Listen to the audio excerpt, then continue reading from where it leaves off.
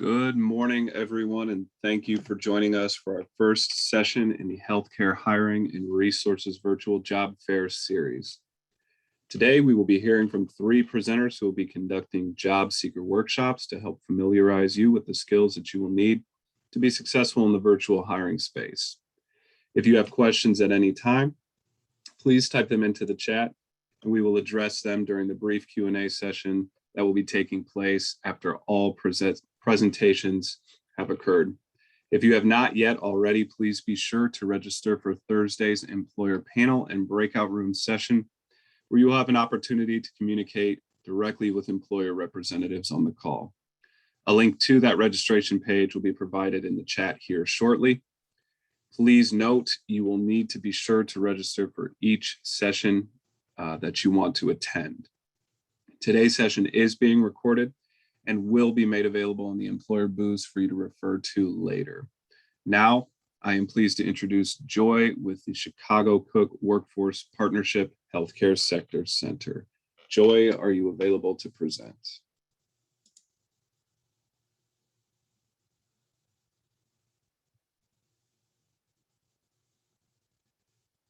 And Joy, you are still on mute.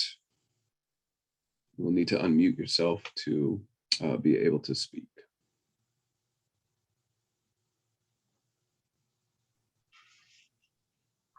Good morning. Sorry about that. We had a little technical issue there, but good morning, everyone. Just show my face just for a moment. Good morning. So I am Joy Phillips, a business solutions consultant with the Chicago Cook Workforce Partnerships Healthcare Sector Center. And today I'm just going to give you all some tips about basically steps to market your healthcare resume. Next slide, please.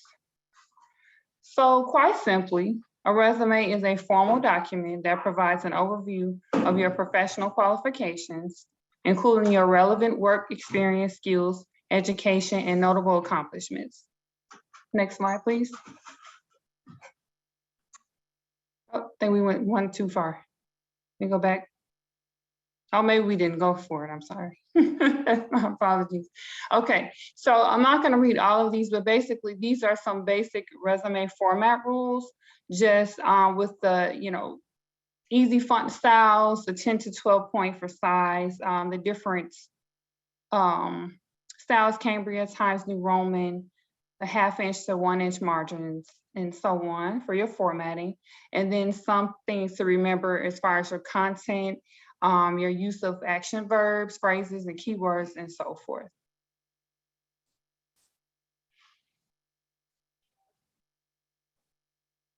Okay, so some basic guidelines for a strong resume. So you must have these resume sections, your name and contact information. It doesn't have to be your full address as well. I just want to make that point. Just your city and zip code is fine. An objective or summary, your education, your skills, your relevant work experience, including jobs, internships, externships, or leadership roles. So then the optional resume sections would be, other work experience relevant to the job that you're looking for, your volunteer work, if it's relevant, extracurricular activities, just depending on what level you're coming into the workforce with, your honors, academic, merit-based, and scholarships, as well as professional memberships. Next slide, please. So going back to the name and contact, just make sure your full legal name is bold enough to be read, a phone number, and adequate email address as well. Next slide. So good and bad examples. A good example, of course, you see that the first name and last name is clearly stated in bold. And then there's a phone number and of course the email address, which is a professional email. A bad example would be something that's unprofessional, such as the email in the example there. Next slide, please. So robots will see your resume before humans do. So you would have to prepare your applications by uploading or copy and pasting your resume. So the items will then be sent to an applicant tracking system, also known as an ATS.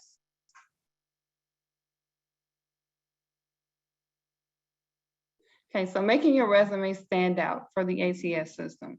There are many options that you can use to practice making sure that your resume is going to stand out. So a couple of these options are JobScan, Talio, Greenhouse, and JobVite.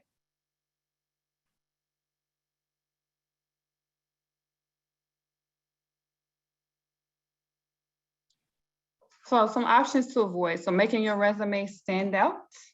Avoid weak and passive verbs. Stay away from business jargon or cliches. And watch out for tired or overused phrases. So these are some examples.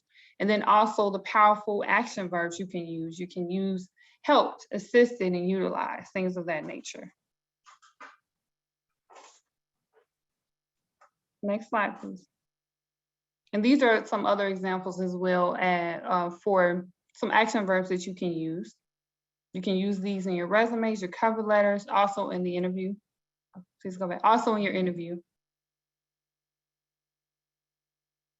You can go on to the next slide. So what does your healthcare resume say about you? Does it describe who you are as a professional? Does it list your skills and abilities?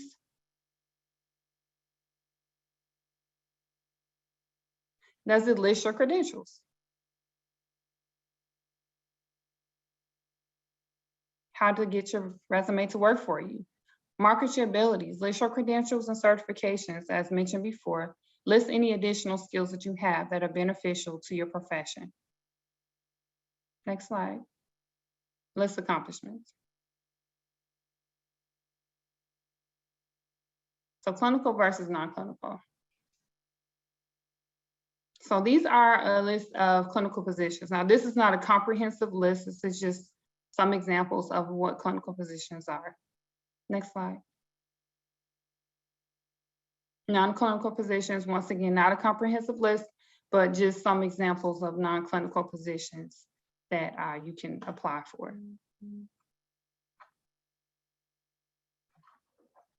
This is a sample of a clinical resume. So you must include, of course, your name in bold print, any updated contact information, your summary objective, your key skills, your work history, education, and of course, credentials and certification, which is very important for healthcare, for a certified healthcare professional. This resume is actually an example of one who is not necessarily healthcare certified, but there are also transferable skills. You can also list your certifications, education, and work history here as well. Next slide, please. Okay, so just some tips and basically summing up everything that we talked about today. Just to remember to do these items. Next slide, please. And these are some additional resources that you can use to do job searches, to build your, to basically build your skills. So you can take a look at Illinois workNet. There are plenty of workshops there. Shy Cook Works website has, I'm going backwards. So Shy Cook Works has options for different agencies such as ours if you're looking for a workforce center to assist with you building your work skills, and then also employment placement. And then ONET online, it looks like One Ton online, which is the third line. It's ONET online. So it also gives you basic information. You can type in a job description or a job title. It'll give you a job description, the skills associated with it, and so on, as well as some statistics about that. And JobScan is also an ATS, a free ATS tool that you can use. And thank you all for your time. Thank you so much for that presentation, Joy. And I just want to remind folks that are on the call, if you do have any questions for Joy regarding anything that was covered here today, feel free to throw your questions into the chat feature here on Zoom. And of course, once we get to the end of all of our presentations, we'll have an opportunity where you can get any questions you have answered. I also do want to note for folks that might have joined us a little bit late, Today's session is being recorded, so everything that was already covered here and will be covered again will be accessible via recording later this afternoon at the Illinois WorkNet YouTube page under the Virtual Job Fairs playlist. Thank you again, Joy. Our next presenter will be Aurelia, and she will be covering interview tips, more specifically do's and don'ts from an employer's perspective. Aurelia, are you available to present? Yes.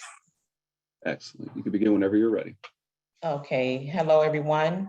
My name is Aurelia Bradley. I'm a business solution consultant with Chicago healthcare sector. And I will be discussing the interview do's and don'ts from an employer's perspective.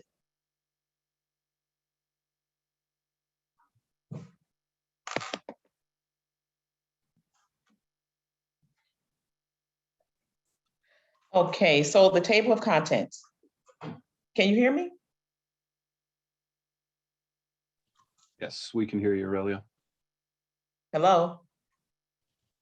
Hi, Aurelia. Yes, we can hear you. Okay, I'm so sorry. Okay, Sure. so the table of contents today will be the effectiveness of interviews, the employer's suggestions for do's, the employer's suggestions for don'ts. A general interview do's and don'ts, checklist, interview prep list example, time for questions, interview tips, and links to resources. Next slide, please. So the effectiveness of interviews. In the past 5 years, there have been a lot of controversy over the effectiveness of interviews as a final selection technique. I say technique as opposed to process because an interview process is going to take place no matter what. It's the technique in the question and why has the technique effectiveness been poor? And a great deal of that depends on the structure of the interview. And several employers have offered their advice on interviews, do's and don'ts, which is a major player in the interviewing process. Next slide, please. The employer suggests do's and this is the employer suggestion that you do. You should ensure your voicemail is set up and able to accept voicemail, respond quickly when contacted by a recruiter. You should know your availability for each day of the week. And the reason for that is so when they ask you your working hours, you would know that right off without having to think about it. You should most definitely show up on time for the interview, whether it's virtually or in person. And always be prepared to discuss salary expectations, only if the employer mentions salary. Next slide, please. Now here is what the employer suggests that you don't do in an interview. Well, have an old phone number and address on your resume. And the reason for that is if that information is outdated, they can't call you for an interview. Never send a picture screenshot of your resume because they can't print it off. If they print it off, it could come out garbled or you won't be able to read it. So never send a picture screenshot of your resume.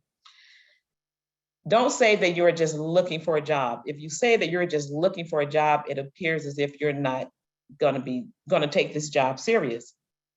Never haggle over salary during the interview. And like I mentioned, only talk about salary if the employer brings it up.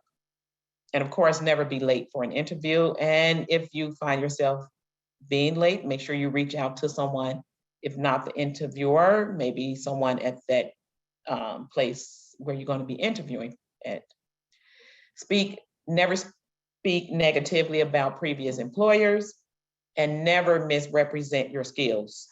You want to always say what you're able to do and what you're capable of doing and what you're looking to achieve, but never misrepresent your skills.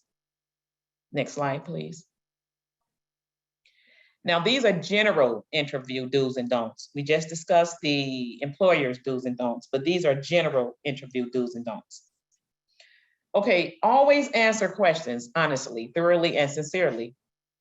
So if you don't know the answer, just indicate that by saying, I can't answer that right now. Can I get back to you later? Don't just try to answer it because it would come off as you're not being sincere. Do relax, be professional, and focus on the conversation and not your surroundings. Do be polite at all times, tactful and sincere. Maintain eye contact is the most important. Do dress neatly and appropriately, not conservative, not trendy. I mean, dress conservative, not trendy.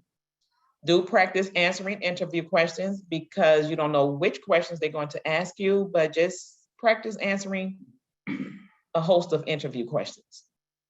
Do have a small portfolio with you to keep extra copies of your resume and a reference sheet. And the reference sheet can be, you can look at that during an interview just to make sure you're on point and to jot down any information during the interview, which is what I'm about to go into. You can take notes during the interview, which can be used in your thank you letter. So at the end of each interview, you want to make sure that you ask for everyone's email address so you can include everyone from the interview on the thank you letter. Do come prepared with questions to address the interviewers. You'll see a link to that in the resources pages at the end. Next slide, please. And I'll reiterate this was mentioned when in the employers don't, but don't arrive too early to the interview and don't arrive to the interview late. Things can happen. Just always reach out to someone to let them know if you're going to be late. Don't say negative things about your previous employers or colleagues. That if they ask you a question such as, how do you handle conflict? If conflict took place at your previous employer, try to expound on something else besides that type of conflict. You don't want to say anything negative about your previous employer. It'll show up negatively during the interview. Don't allow your eyes to wander around the room. And don't mumble your questions or answers. Speak clearly so they won't have to keep saying, the interviewer won't have to keep saying, what did you say? Just slow down, slow your conversation down and speak clearly. Next slide, please. Now here's a checklist. Confirm the date, time, and location for your interview. So you'll have all that information ready when you head out the door. Review the institution's website so you can ask questions regarding the place of employment, and generate quality questions to ask based on what you read and heard. Don't just ask questions for the sake of asking questions. Make your questions count. Review your resume to make sure everything is accurate and that you're prepared to answer any questions pertaining to it. So you really should know your resume by heart, but if you don't, review it and make sure you can touch on every point in your resume. Revise your resume to include all the requirements of the job. Let's say the job description has something listed in there that you don't have that skill. So tailor your resume to include the requirements of the job. Next slide is here. Okay, prepare yourself for the interview. List the personal traits or skills that you have that are job related. Examples of experiences, I have demonstrated the above trait and skills. Examples of experiments. List 3 to 5 accomplishments that would be interest to the person interviewing me. And what are the 3 most important things I want the interviewer to know about me? Next slide, please. Time for questions. These are questions to ask the interviewer. What are some of the qualifications you expect the ideal candidate for this position to have? You will want to know that so you can make sure you have those qualifications. You want to know the characteristics, what characteristics do the individuals who are successful in this position possess? Could you describe the normal daily routine for this position? Is there a training period? What does it involve? Are there opportunities for professional development? And how would my performance be evaluated? And how often and by whom? Next slide, please. These are interview tips. I'm not going to go through all of these. I just want to go to the bullet point number 3. I want to explain more about if you get stuck on a question. It's okay to pause. Don't think you just have to flow and just answer each question as it's given to you. Always pause and think about your answer. Often you can simply say, that's a good question. Let me take a minute to think about that. Although a short pause is okay, I try to avoid a lengthy one. Employers can tell if you are just buying time to make something up. Next slide, please. And these are links to resources, and these are excellent links for you to click on and find out more about how to successfully interview a healthcare employer or any employer in general. And thank you all for listening. Thank you. Thank you so much for that presentation, Aurelia. And I just want to reiterate again, for any of the job seekers that did join the call a little bit late, if you do have any questions for any of our presenters today, please feel free to enter those into the chat. And of course, we'll have an opportunity at the end of all of our presentations for you to get those questions And answered. now it will, okay. Thank you so much for that presentation, Aurelia.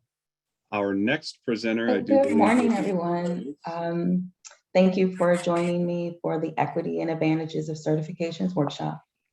My name is Rose Taylor, and I am a business solutions consultant with the Chicago Cook Workforce Partnership Healthcare Sector Center. Next slide, please. Today, we will discuss what is equity. What do you bring to the table? Capturing human equity in layers. Why should I get a certification? Can a certification increase your healthcare equity? If it doesn't make dollars, it doesn't make sense. Your decision is your future. And then we also have some useful resources as well as healthcare employer interviews that will be taking place on Thursday. Next slide, please. What is human equity? Some people mistake equality for equity, and I find it necessary to discern between the two. Equality is the concept that everyone should be given or need the same things, such as the state of being equal, especially in status, rights, and opportunities. Equity involves what degrees, experience, certifications, and work qualities that one possesses to effectively and efficiently do a job. Human equity is about employers making the most of their employees' skills, passions, and experiences. Every person that applies for a position is not absolutely equal to all other applicants. For example, a high school diploma is treated differently when compared to an associate's degree, and an associate's degree is treated or viewed differently in comparison to a bachelor's degree, and so forth. Just like certifications are meant to showcase the extra steps that were taken to become better at a chosen field or position. Next slide, please. What do you bring to the table? Hiring managers want to find an employee that possesses the natural skills to be successful in their open roles.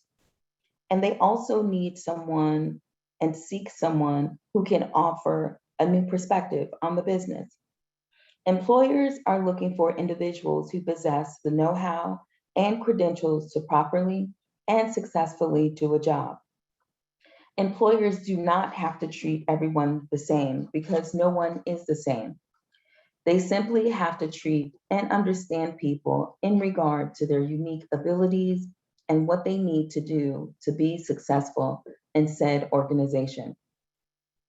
Employers home in on uniqueness as it pertains to the job and job requirements and questions. What do you possess that makes you special and stand out from the rest? According to Ernst & Young, not everyone who gets into a business is in the place where they will ultimately be most successful or happy in their careers. This transition oftentimes takes place when individuals realize their self-worth, who they want to be, or who they are going to be. It is also important to research on the roles that you are interested in and do your research on the company in question as well to get a better understanding of what you are striving for, to gain better knowledge of your equity potentially fits in and where it fits in to said employers or companies. There are times where employees' unique attributes will lead them to be far more successful in a different part of the business or lead them to pursue another position or title, and that's okay. Next slide, please.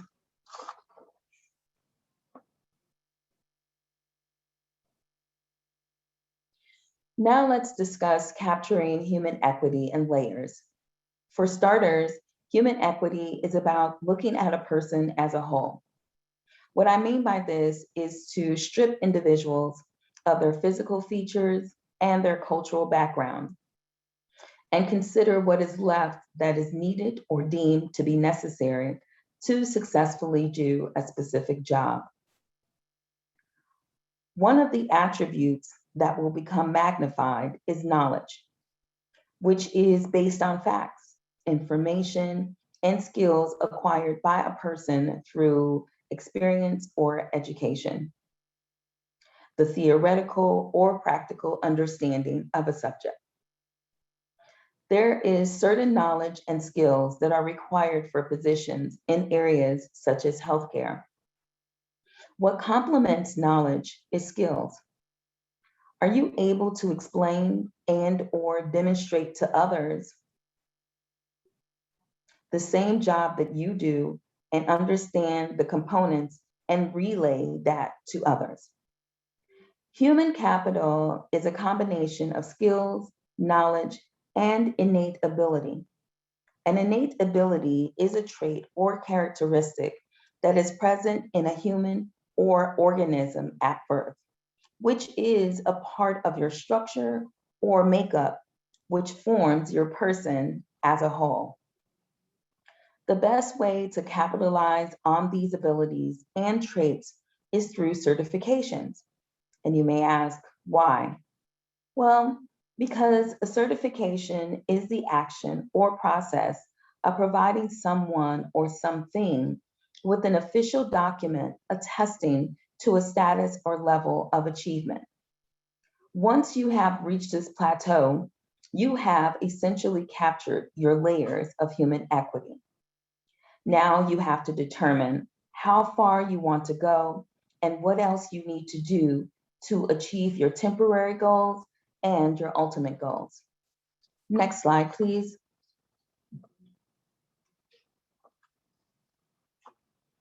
Why should I get a certification, you may ask?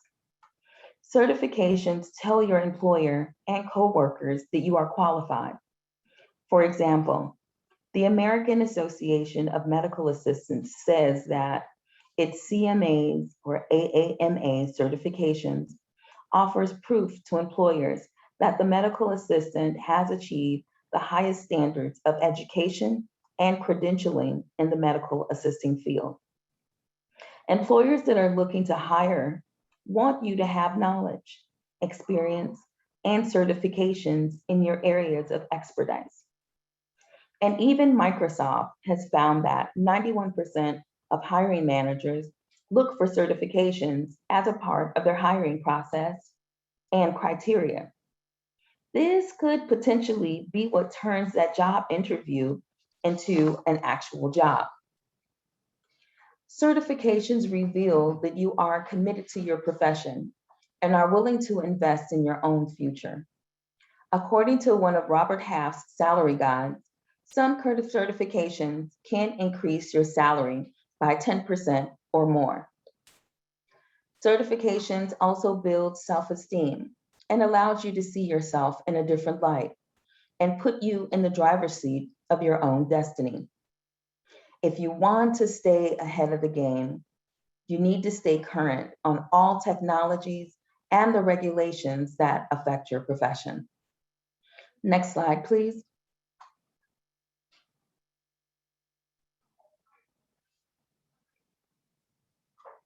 Can a certification increase your healthcare equity? And the answer to this is yes.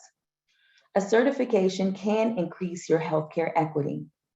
In reviewing the chart, notice some of the projected increases in pay based on being certified and non-certified in clinical and non-clinical positions, such as medical assistants, nursing assistants, food service, and even dental assistants. Next slide, please.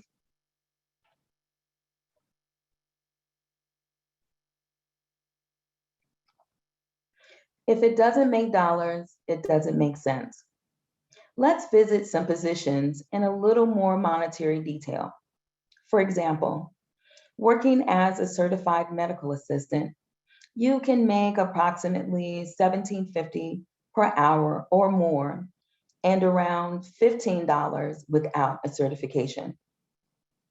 As a certified phlebotomist or CPT, you can make approximately $16.40 per hour or more, and around $15 per hour without a certification.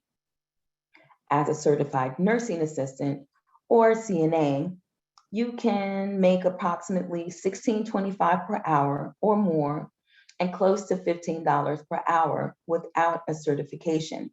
So I say, you do the math. I'm sure that it makes sense now, or it should, that a certification can help you out in the medical field. The information in this chart above is meant for general range information purposes only. Certified medical assistants, certified phlebotomists, non-certified phlebotomists, certified nursing assistants, and nursing assistants pay may vary depending on the state, county, locality, company, and jurisdiction, and are subject to change. Please do your research on companies and speak to employers about specific hourly pay and salary range. Next slide, please.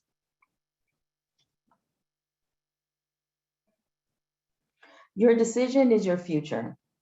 Let's start with making your choices count. Take a few moments to think about what you want. Do you want to stand still and stay where you are? And where are you right now in your life? Or do you want to get ahead? The decision is yours.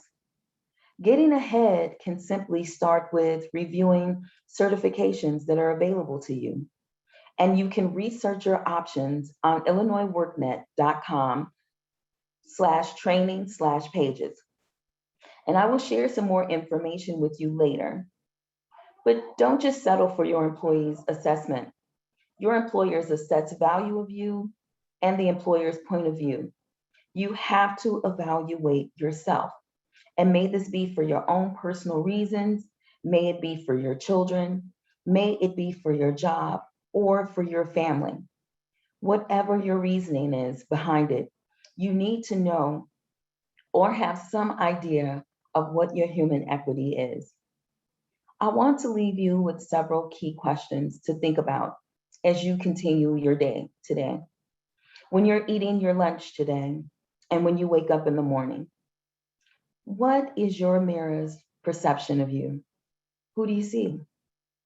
And I mean, who do you see? And lastly, who do you want to be? Remember, healthcare go-getters get certified. Next slide, please. So we want to thank you for attending the Chicago Cook Workforce Partnership Healthcare Sector Center's Equity and Advantages of Certifications workshops.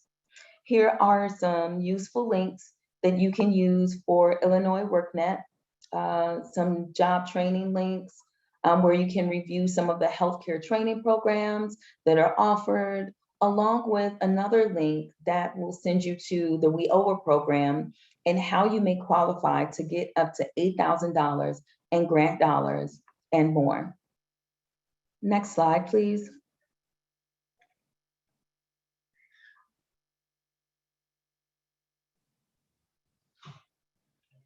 Again, we'd like to thank you for joining us today for workshops in steps to market your healthcare resume. That was done by Joy Phillips. Interview tips, do's and don'ts from the employer's perspective. That was presented by Aurelia Bradley, and also equity and the advantages of certifications.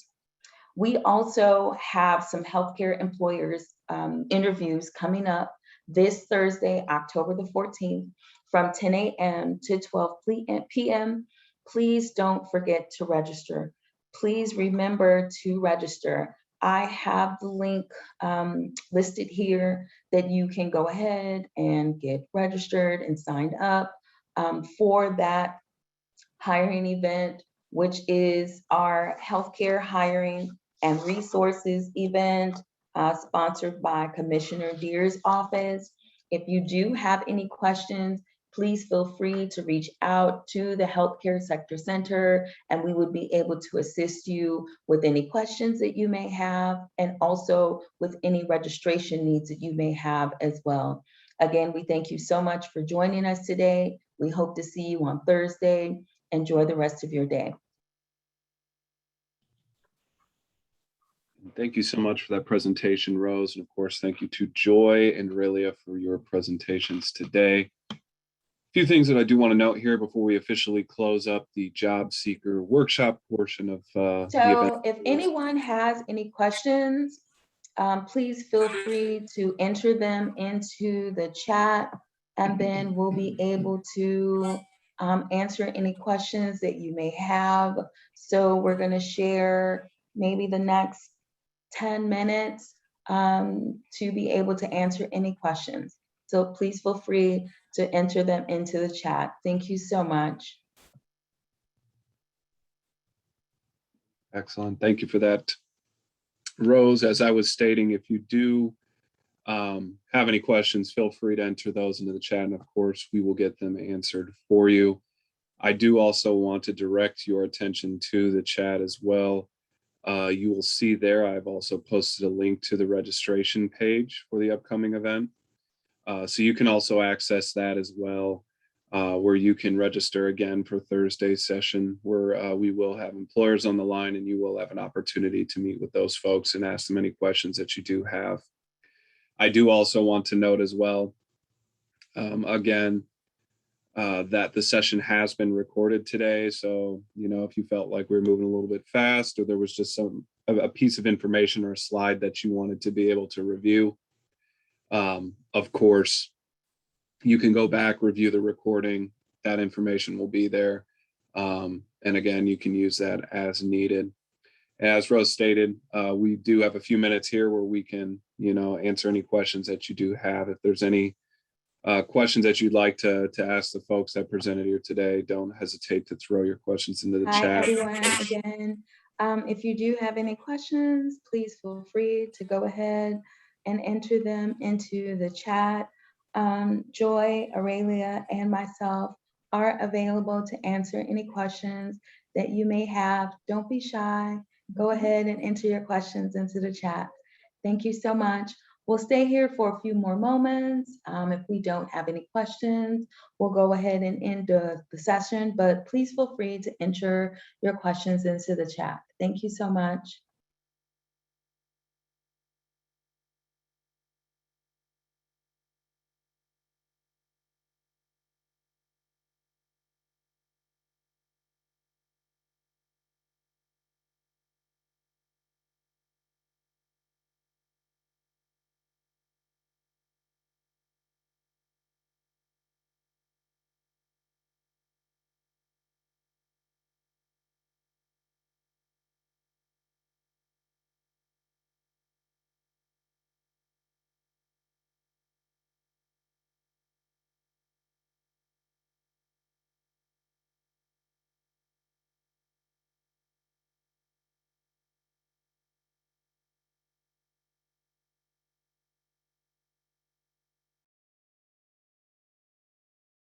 I was just trying to get my OPT. Hi, everyone. We are going to go ahead and end the workshop session. Daniel, if you